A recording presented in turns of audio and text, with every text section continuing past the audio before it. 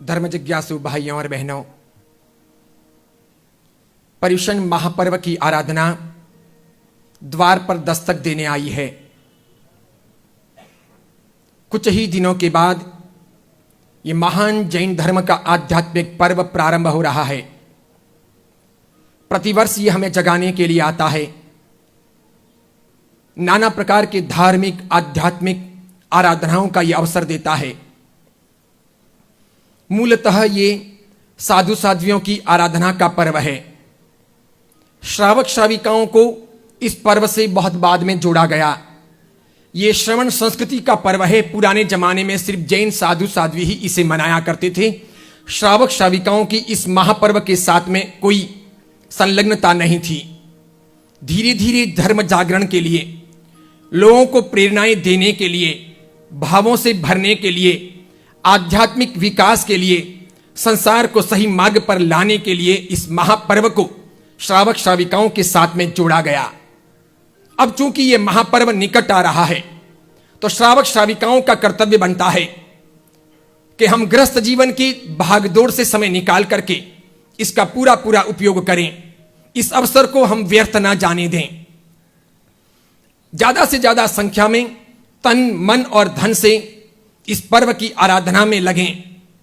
यह पर्व वैसे खाने पीने का पर्व नहीं, नाचने गाने का पर्व नहीं, खेलने कूदने का पर्व नहीं। ये पर्व अच्छे कपड़े पहनने और घूमने का पर्व नहीं। ये उधर उधर की बातें करने या संसार के भोग विलास का पर्व नहीं। ये एंजॉय का पर्व नहीं। ये आत्मा को टटोलने का पर्व है। पाप से मुक्त होने का पर्व है। पुण्य की प्रवृत्ति करने का पर्व है। ये आध्यात्मिक पर्व है। ये अंतर जगत की यात्रा का पर्व है। ये खुद को देखने का पर्व है। अपनी भूलों गलतियों को बुहारने का पर्व है। और इसीलिए इस पर्व की आराधना को सार्थक करने के लिए प्राचीन परंपरा से, जैन परंपरा से हम सब श्रावक श्राविकाओं के लिए सुंदर बातें पूर्वाचार्यों ने निर्दिष्ट की है। भगवान की विधि पूर्वक द्रव्य पूजा करना, भाव पूजा करना, दोनों समय प्रतिक्रमण करना, अधिक से अधिक मात्रा में दान देना, यथासंभव तपस्या करना, चाहे रोज एकासना करना, आइंबिल करना, व्यासना करना, उपवास करना, छठ अट्ठम करना, बेला तेला करना या अट्ठम अट्ठाई करना, जो हो सके वो करना। इसके सिवाय क्षमा याचना करना, सामायिक करना और विशेष करके पूरे पर्युषण महापर्व के प्रवचनों का श्रवण करना, धर्म जागरण करना, परमात्मा का जन्म महोत्सव मनाना और साथ में परमात्मा के जन्म महोत्सव के उपलक्ष्य में सारे प्रमाद को छोड़कर, आलस्य को झकझोरकर एक रात के लिए जागना, रात्रि जोगा करना, रात्रि को जागृत में रहना, इस प्रकार इसका आराधन करना, अलग अलग मंदिरों के दर्शन करने के लिए जाना, गुरु वंदन करना, जीव दया के लिए, अनुकंपा के लिए, मानवता के लिए, साधन में भक्ति के लिए यथाशक्य दान देना और इस प्रकार अपना पूरा तन से, मन से, धन से योगदान देकर के इस महापर्व को सार्थक बनाना। इतना सब करने के लिए सबसे पहले आवश्यक होता है हम अपने घर संसार के कार्यों को थोड़ा कम बनाएं, पर्युषण महापर्व में कम करें। इसीलिए पर्युषण महापर्व के दौरान दलने, खांडने, पीसने, कपड़े वगैरह धोने, रंग रोगान करने, मकान बनाने, मकान को तोड़ने इत्यादि के काम नहीं होते। फर्नीचर बनाने, व्यापार के लिए बाहर जाने इत्यादि के काम नहीं होते। पर्यटन के लिए घूमने के कार्य नहीं किए जाते। शादी सगपन वगैरह नहीं होते। सांसारिक प्रवृत्तियां रोकी जाती है। इसके लिए हर श्रावक श्राविका से निवेदन करना चाहूंगा, हर समझदार आदमी को यह आह्वान करते हुए समझाना चाहूंगा कि सूरत के सभी लोग मिलजुल करके इस पर्युषण महापर्व को ऐतिहासिक बनाने के लिए अपने कारोबार, अपने व्यावसायिक प्रतिष्ठान निर्धारित समय में ही खुले रखें। जैसा कि पहले भी मैं शिविरों के दौरान कह चुका हूं, प्रवचनों के दौरान आपको जागृत कर चुका हूं। इतने लोग भी पूरे सूरत में घूम घूम करके दूसरों को अगर जगाते हैं तो श्वेतांबर मूर्ति पूजक, स्थानकवासी और तेरापंथी परंपरा में बहुत सुंदर जागरण हो सकता है।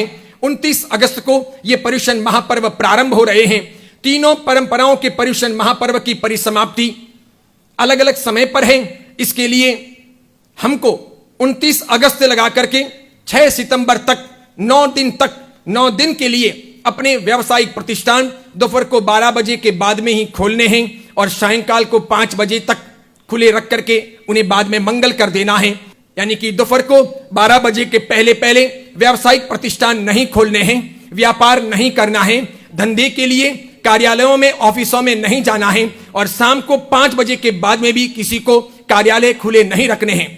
ऐसा करने से आप समय पर पूजा कर सकोगे, सामायिक कर सकोगे, प्रतिक्रमण कर सकोगे, भगवान की आराधना कर सकोगे, प्रवचनों का श्रवण कर सकोगे, यथा योग्य छोटे बड़े पचकान कर सकोगे, पूरे प्रवचन आत्मसात कर सकोगे और साथ में ही शाम को 5 बजे अपने व्यावसायिक प्रतिष्ठान मंगल कर देने से, समय पर घर चले आने से तिविहार या चौविहार का पचकान कर सकोगे, रात्रि भोजन से बच सकोगे, हिंसा से अपने आप को बचा सकोगे। इसके सिवाय सायंकालीन प्रतिक्रमण में भी जुड़ सकोगे और अच्छे तरीके से 8 दिन के ये पर्युषण महापर्व सार्थक कर सकोगे।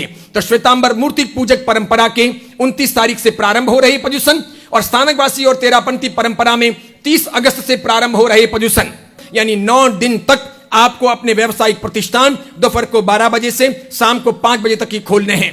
मैं तो सूरत के ही नहीं, भारत भर के जैन समुदाय के, भारत भर के जैन समाज के सभी सुश्रावक सुश्राविकाओं को कहना चाहूंगा कि वे सभी सामाजिक एकता का परिचय दें, संगठित बने, ऐसे पर्युषण महापर्व के अवसर को प्राप्त करके जागृत बने और इस प्रकार वे भी अपने अपने गांव में, अपने अपने शहर में, अपने अपने इलाके में सारी अपनी व्यापारिक गतिविधियां और अपने सारे व्यावसायिक प्रतिष्ठान दोपहर को 12 बजे के बाद में ही खोलें और शाम को 5 बजे तक मंगलिक कर दें। ऐसा करने से सुंदर तरीके से धर्म जागरण होगा, पर्युषण महापर्व चिरंजीवी बनाए जा सकेंगे, उन्हें आत्मसात करके अपने भी जीवन का कल्याण साधा जा सकेगा।